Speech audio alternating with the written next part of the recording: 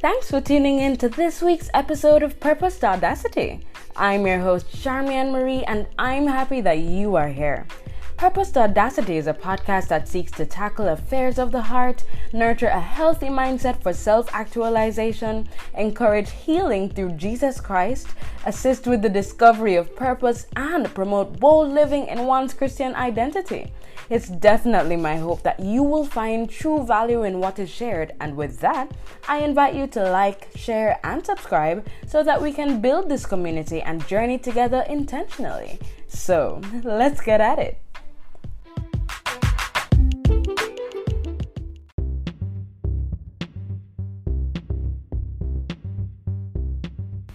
Hey, what's up everyone? Thank you so much for joining me this week on Purpose to Audacity.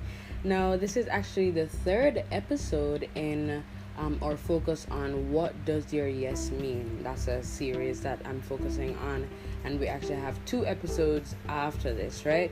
But saying that to say, I'm really excited about the topic today because purpose walking, purpose living is certainly something in itself. So the idea or the notion of somebody choosing to embrace their purpose as a byproduct of their yes to God is just it's an adventure in itself. Yeah. So with that said, let's jump into it. All right. So the first thing I really want to do is just speak about purpose on a whole, and I'm going to be speaking about this from the basis of both an entrepreneur as well as a creative, right? So from the perspective of an entrepreneur, I don't know if you realize it, but many persons haven't exactly addressed the fact that business actually heavily aligned with your purpose. Like if you are a full-time entrepreneur, you realize that once you are building a business that is really in tune with what you are passionate about, what the Lord has truly called you to do, special gifts and talents that have been in you, deposited inside of you over the years and nurtured by you, that is when you are most profitable, or that is when you see the most fruit, because you are walking in your purpose, because you are exercising those muscles or flexing those muscles, right? And so it's so important for us to, as entrepreneurs, understand that at the end of the day, if you are choosing to do a business venture, if you're choosing to offer something as a product or a service through your business or anything like that, it's just so important to check in with yourself. It's so important to ensure that it lines back up with that bottom line, which is your purpose. It lines back up with, exactly that, So at the end of the day, it is definitely my hope that you move from that place of seeking to walk in your purpose in business and ensuring that you're not seeing it as one and then the other, meaning you're not seeing your purpose over here and then your business over here, because when you think about it as well, right, if you choose to separate the two, you're gonna have a hard time keeping up because when you think about it, your purpose, you're supposed to be walking in your purpose daily. You're supposed to be nurturing and advancing in your purpose daily, right? And so that in itself is work, like straight up, and then on the flip side, now if you're looking at business as a separate thing, now it takes a lot to run your business, whether you have it strictly online or offline or both. At the end of the day, there are systems that you need to implement, their processes, the marketing strategy, sales strategy, brand development, business development, and actually the list does go on, and so our reality is that if you are spending your days and most of your hours trying to ensure that you're building those things out successfully and ensuring that you're lining your business up for healthy scaling and growth. Our reality is that the two, if you're trying to do the two separately, it's almost like double work. It's almost like you're lining yourself up to be stressed, and placed in a place of like confusion at some point, and it's actually not the cutest thing when you realize that you've been doing that. It's not the cutest thing when you realize that, hey, you have been allowing yourself to operate from a place of defeat almost, because you are expending more energy trying to separate the two rather than merging the two, right? So saying yes to God, what does a yes mean? Saying yes to God literally means an embracing of purpose, and I want you to really acknowledge the fact that embracing your purpose can actually beautifully line up with the business that you want to build, the business of your dream, the life that you want to build, which would be funded by the business that you have developed, right? And with that said, that also gives you more of an insight as to how to make your business and your life more Christ-centered, in terms of understanding just exactly, the way the Lord instructs us to do transactions and to be tax compliant, and all of that. It actually, believe it or not, the Bible actually does help us to understand exactly how a Christian should be running their business, and how successful business can be for Christians. So at the end of the day, instead of running from embracing your purpose so that you can actually build a business that's successful, it's so important to embrace the purpose, understanding that your business can be successful once you decide to merge the two, once you decide to see both your business and your purpose as one and the same, and guided by God, literally, right? So sticking up in right there and speaking from the perspective of a creative overall, and of course, I mean, by now you'd know that I'm in love with the arts, in terms of creative expression and stuff. And a reality is that the thought of embracing your purpose by or as a Christian creative, is actually a lot scarier than it actually sounds. The reason is that most of us have, all right, fine, we all have the general purpose, to go out and spread the gospel and and then with that, you have your different parameters, that just come with the great commission, right? But saying that to say, it's important for us to remember that we each have individual and specific purposes, or things to carry out, to literally aid in the advancement of the kingdom, right? So saying that to say, sometimes what we are called to do isn't that sexy. And yes, I did use the word sexy. Sometimes what we are called to do, especially if we are flowing heavily in like the prophetic mantle or the apostolic mantle or anything of that, of those natures, or even just generally, based on the giftings that we have been endowed with. Our reality is that sometimes, we are called to speak out on certain things. Sometimes we're called to, make certain stances, like do quite a bit of things that wouldn't necessarily win favor with the world, or wouldn't necessarily be the most popular thing, and would cause us to not necessarily be the go-to creative for others, and our reality. And I touched on this point a little bit in the last episode. Our reality is that as much as we say that we don't live to please people and all these things, at the end of the day, if we are called to serve people, and if we say that we love people and want to serve people, we actually do care about what they actually think about us and how they feel and stuff like that, based on what we are putting out. And so it is very easy to be influenced by their feelings and their opinions of us in the midst of all of that.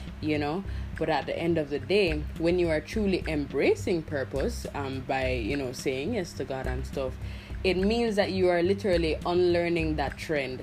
You're unlearning that instinct to actually check on be to actually be led rather by how other persons feel, and rather be led by what the Lord has commanded or what the Lord has requested of us.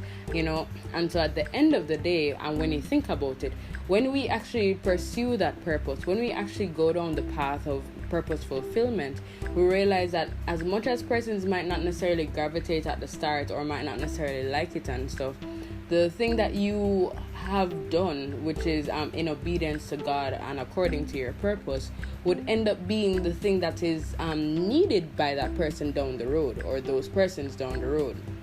So I would like to then say that your obedience today, because you have chosen to embrace your purpose, is therefore going to be beneficial to the same persons that you once were heavily influenced by anyway. And at the end of the day, what I'm saying is, in the same way that the Lord says, seek ye first the kingdom of God and all else will be added unto you, whatever is according to his will, it's pretty much the same thing.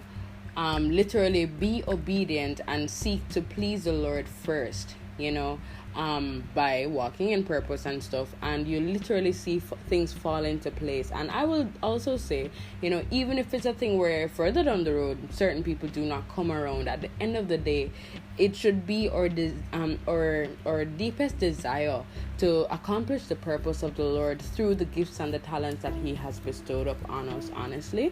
And yes, I know it's a painful process in terms of kind of shifting our mindset in terms of that, but I promise you, tremendously, like for real, I promise you it's worth it, right? So when you merge the two stances now, i.e. the understanding of purpose or the pursuit of purpose from the perspective of an entrepreneur, as well as the pursuit of purpose from the perspective of the creative, you realize that at the end of the day, it means that we have the opportunity and we have the duty actually to decide to make our lifestyles and our output, or general daily output, Christ-centered, so I dare say then that your yes means embracing purpose, embracing what the Lord has commanded us to do, embracing the actual gifts and talents that have been placed in us and stuff that maybe we've been trying to deny all this time because maybe it's not as popular, gonna get us as popular as other persons, or maybe it's not going to something of the sort. It literally means embracing all of that by seeking him and asking him to help you understand what you are to do and how you are to treat these things, and then just moving forward with that, with that guidance, moving forward with that understanding and that embrace. And I will definitely tell you that, at the end of the day, life's gonna be different. Life is gonna be different, right? And I can definitely promise you that, right? So, having spoken about those two perspectives, I really just want to give you some practical steps to help you to move into embracing purpose, both from an entrepreneurial perspective, as well as the perspective of a Christian creative, right? So, step one, I would definitely say, do a deep dive into yourself. Maybe that sounds like a bit too deep, but let me explain. So, a lot of times we think we are in tune with ourselves. We think we know our strengths, we know our weaknesses, we know our real passions, we know all of that, and then when something comes up to trigger something else, something else uncovers itself, right? And sometimes that leaves us in a place of confusion, and makes us wonder, like, hey, did I even know myself? Like, what is that? I dare say that that's actually because we don't spend enough time getting to know ourselves, and actually doing a deep dive to ensure that we know exactly what makes us tick. We know exactly what we can do. We know exactly what we can accomplish, and we know exactly what there is to nurture and build on, right? And improve where necessary. So step one, I really want to encourage you to do a deep dive into yourself and understand or do your best to understand the fullness of what is there, right?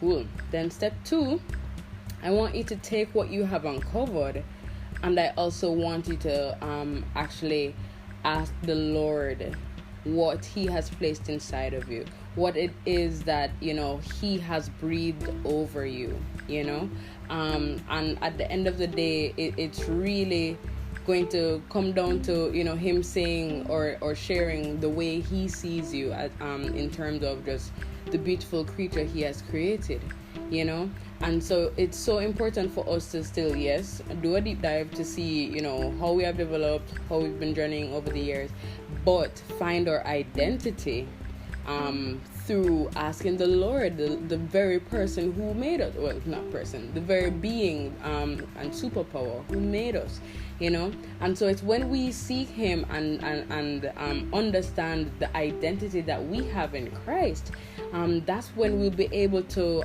open up ourselves and open up our spirits to be more receptive to our purpose and the specific thing that He has asked us to do, right? So that's two. The third thing I'm going to ask you to do is actually evaluate your business if you are an entrepreneur. So three is split into two things. It's either you're an entrepreneur or a creative, or if you're both, then you can think of both of them, right?